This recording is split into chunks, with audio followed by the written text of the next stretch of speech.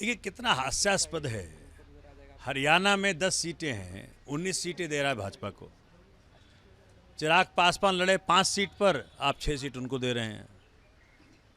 तमिलनाडु में 34%, 35% आप भाजपा को वोट शेयर दे रहे हैं। ये सब हास्यास्पद है।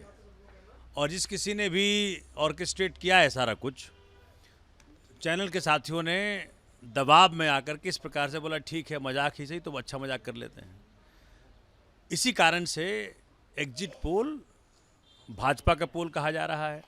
इसी कारण से, चूँकि देखो ज़मीनी हकीकत, हम ज़मीनी आदमी हैं, हमने पूरा चुनाव ज़मीन पे खड़ा होकर के लड़े हैं, घर घर गए हैं, गली गली गए हैं और हर व्यक्ति से बात किया है।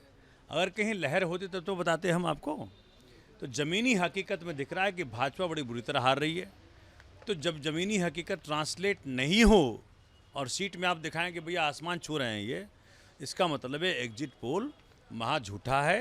भाजपा का पोल है ये, मोदी जी का पोल है ये। जनता कुछ कहे, जनता कुछ करे और एग्जिट पोल में कुछ और दिखाएं। ज़मीनी हकीकत के अनुसार माननीय प्रधानमंत्री, माननीय मोदी जी प्रधानमंत्री नहीं बनेंगे तीसरी बार, मैं आज भी कह रहा हूँ।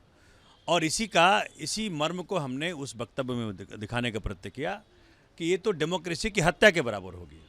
चूँकि अगर जनता के पोल कह रहा है कि भैया भाजपा तीसरी बार सरकार नहीं बना पाएगी, माननीय मोदी जी प्रधानमंत्री नहीं बन पाएंगे, और एग्जिट पोल इस प्रकार से दिखाए, तो उसका एक ही मतलब है कि डेमोक्रेसी की देश में हत्या हो गई है।